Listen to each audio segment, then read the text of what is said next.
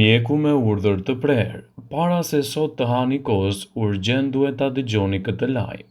Konsumi i kosit ul riskun e ataku në zemër me 30% të njerëzit që vuajnë nga tensioni i gjakut. Të dhënat e një studimi të Universitetit të Bostonit konfirmojnë se kosi i të paktën 2 racione me konsum të tij në javë mund të ulë riskun e ataku në zemër te femrat e prekur nga hipertensioni. E njëjta sasi ul riskun e ataku në zemër ose ishemisë te meshkujt me 19%. Shkencëtarët analizuan 55.898 gra të moshave nga 30 deri në 55 vjeç dhe 19.232 burra të moshave nga 40 deri në 75 vjeç. Para se të fillojmë, bëni një like videos dhe ju lutem klikoni subscribe, do të na ndihmonit shumë. Të gjithë prej pjesëmarrësve në studim vuanin ose ishin të prekur nga tensioni i gjakut. Më shumë kos do të ofrojë më shumë përfitime për zemrën. Studiuesit konfirmojnë se kosi që është i pasur me kalcium dhe vitaminën D ka një rol shumë mirëbërës për zemrën dhe shkon përtej qetësimit të saj. Probiotikët që gjenden te kosi ulin tensionin e gjakut. Justin Budina, autori i studimit, tha për Daily Mail se kosi është i nevojshëm për shëndetin e mirë të zemrës.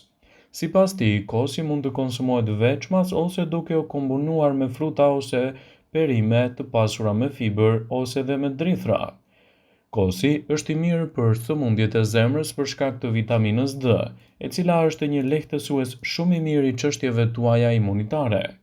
Ekspertët këshillojnë të paktën të konsumoni rreth 100 gram kos pa yndyrë çdo ditë. Kjo është një mundësi shumë e mirë e organizmit tuaj për të marrë përfitimet e vitaminave dhe mineraleve që kosi i përmban me shumicë. Sigurisht, përfshirja e kosit në vaktin tuaj ditor nuk duhet të shoqërohet me ëmbëlsues ose me kripra shtesë, pasi që mund të ndikojë negativisht në cilësinë e shëndetit tuaj. Suplementet që gjenden te kosi ndihmojnë në mbrojtjen e organizmit dhe lehtësimin e komplikacioneve të tij. Vitamina D te kosi ndihmon në stimulimin e prodhimit të acidit nitrik që rregullon gjithashtu edhe qarkullimin e gjakut. Për më tepër, kjo vitaminë zbut stresin e brendshëm dhe sistemin kardiovaskular, duke shmangur kështu edhe sëmundjet ose çrregullime të ndryshme. Sipas shkencëtarëve, njerëzit mund të kursejnë më shumë mund dhe kohë duke mbrojtur sistemin e tyre kardiovaskular me ushqyerjen e duhur. Kështu, ushqimi i mirë në dietën tuaj mund të luajë një rol pozitiv në betejën kundër këtyre komplikacioneve. Ekspertët këshillojnë vazhdimisht konsumin e freskët të kosit në dietën tuaj të rregullt ushqyese. Vlerat që do t'i ofrojë shëndetit tuaj kosi do ta kthejnë atë në një prej produkteve më mirëbërëse të shëndetit. Njerëzit që hanë kos kanë një përfitim më të mirë të shëndetit të tyre kundër zhvillimit të osteoporozës dhe çrregullimeve të saj sipas një studimi të ri shkencor irlandez. Studiuesit të udhëhequr nga Eamon Laird i shkollës mjekësore në Trinity College Dublin, i cili publikoi studimin përkatës në revistën e osteoporozës Osteoporosis International sipas New York Times, studiuan të dhënat e 4.310 njerëzve mbi moshën 60 vjeçare, duke lidhur dietën e tyre edhe me shëndetin e mirë të kockave. U zbulua se personat që konsumonin kos në mënyrë të përditshme kishin një lidhje prej 39% më të ulët të zhvillimit të osteoporozës dhe një rrezik 31% më të ulët të osteopenijës te gratë, si dhe një rrezik 52% më të ulët të rrezikut të osteoporozës te burrat, krahasuar këtu me ato që nuk e hanë kosin fare. Njerëzit të cilët hanë më shumë kos në dietën e tyre kishin 3 deri në 4% rëndësi më të lartë të kockave se sa ata persona që nuk e konsumonin ose e hanin atë fare pak. Kosi është një burim shumë i mirë i mineraleve, vitaminës D, kalciumit, proteinave dhe probiotikëve, që e bën atë shumë të dobishëm, citon Laird, duke theksuar se të moshuarit hanë çdo ditë për arsye të ndryshme kosin, nëse duan të kenë kocka më të forta dhe shëndet më të mirë, duhet ta përfshinë në dietën e tyre kosin pa yndyrë. Kështu do të kenë vlera më të larta për shëndetin e tyre. Kosi është një nga produktet më të mrekullueshme për të konsumuar si nga të rriturit ashtu dhe të vegjëlit. Ai prodhohet nga fermentimi i qumshtit dhe është i pasur me proteina, kalcium, vitaminën B6, vitaminën B12 dhe probiotik. Në këtë video, sipas Elfline, do të rendisim arsyet kryesore përse kosi duhet të jetë pjesë prezente e dietave tuaja. Kosi i bën shumë mirë shëndetit tuaj të stomakut. Kulturat e gjalla të kosi janë efikase kundër konstipacionit, diarez, gjithashtu inflamacioneve të ndryshme kronike, zorrëve, problemeve të zorrës së trash dhe gjithashtu, këto probiotik do të forcojnë imunitetin dhe do të mbrojnë stomakun edhe nga infeksionet që i kanosin atij.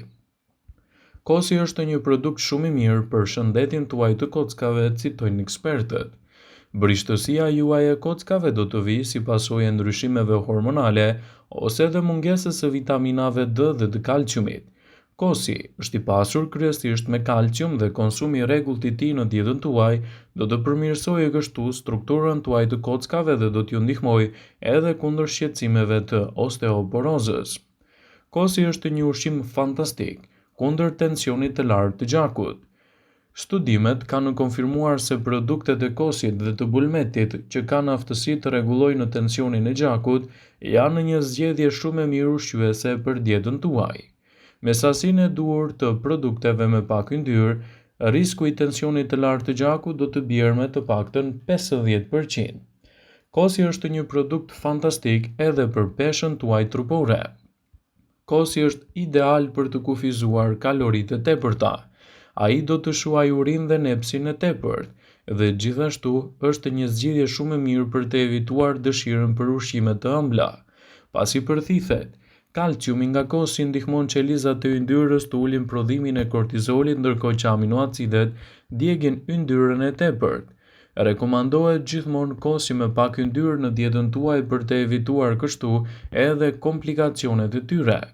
Sigurohuni të konsumoni kos sa më natyral në dietën tuaj, pa përmbajtje të aditive të ndryshëm dhe vlerat që do t'i ofroni shëndetit, do ta kthejnë atë në një prej produkteve më mirëbërëse në lehtësimin e komplikacioneve dhe gjithashtu shqetësimeve të ndryshme. Kosi është i mirë në reduktimin e problemeve të skuqeve të lëkurës. Ky ushqim është ideal për lëkurën e ndjeshme të bebeve. Atë mund ta përdorni për të trajtuar skuqjet e ndryshme të lëkurës, sidomos ato të shkaktuara nga pelenat. Kosi është i pasur me vitamina dhe elementë të lartë ushqyes në dobi të organizmit. Kosi përmban vitamina, fosfor, gjithashtu edhe jod, zink, edhe vitaminën B5, gjithashtu edhe vitaminën B12. Kjo e fundit është një nga vitaminat më të rëndësishme për të mbajtur ruazat e kuqe të gjakut më të shëndetshme dhe më të forta. Ndaj konsumi i kosit në dietën tuaj mund të jetë një arsye shumë e mirë për të marrë këto përfitime, citojnë në studimet. Kosi është një zgjedhje shumë e mirë ushqyese edhe kundër ftohjeve të ndryshme. Kur imuniteti është i fortë, do të mposhtni më lehtë viruset ose edhe bakteriet. Konsumi të paktën 150 gram ose 200 gram kos në ditë mund të lehtësojë problemet e ftohjes, virozave dhe problemeve me fytyrën. Ky produkt gjithashtu do të përgjysmojë shanset e shfaqjes së këtyre komplikacioneve. Shëndeti juaj i lëkurës do të përmirësohet ndjeshëm me përfshirjen e kosit në dietën tuaj. Kosi është një nga recetat më të mira për femrat. Ai përmirëson lëkurën, shtrëngon poret, i jep lëkurës elasticitet dhe shkëlqim. Kosi është i dobishëm kundër simptomave të plakjes, ankthit dhe gjithashtu komplikacioneve të ngjashme. Ndaj përfshirja e tij në dietën tuaj sigurisht që do të jetë një mburojë e veçantë ushqyese në betejën kundër këtyre komplikacioneve. Sigurohuni të konsumoni kos sa më të freskët, natyral dhe pa përmbajtje të aditive të ndryshëm. Shëndeti i flokëve gjithashtu do të përmirësohet me përfshirjen e kosit në dietën tuaj. Kosi është i dobishëm kundër flokëve të thatë dhe atyre të hollë. Ai do të forcojë flokun tuaj dhe do të pastrojë skalpin nga zbokthi.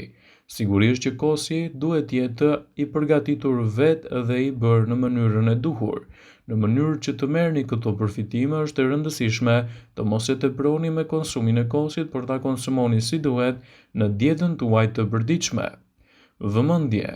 Ju bëjmë me dije se informacionet në këtë video kanë për qëllim që të plotësojnë. të mos zhvendësojnë këshillat e mjekut tuaj ose të ofruesit të kujdesit tuaj shëndetësor, dhe nuk ka në për qëllim që të mbulojnë të gjitha përdorimet e mundshme, masat paraprake, ndërveprimet ose dhe efektet e tyre negative për shëndetin tuaj. Pasi ta dëgjonit këtë video, do ju ftoja t'i bënit like dhe ta shpërndanit atë në profilin tuaj në mënyrë që të informohen dhe miqtë e tu.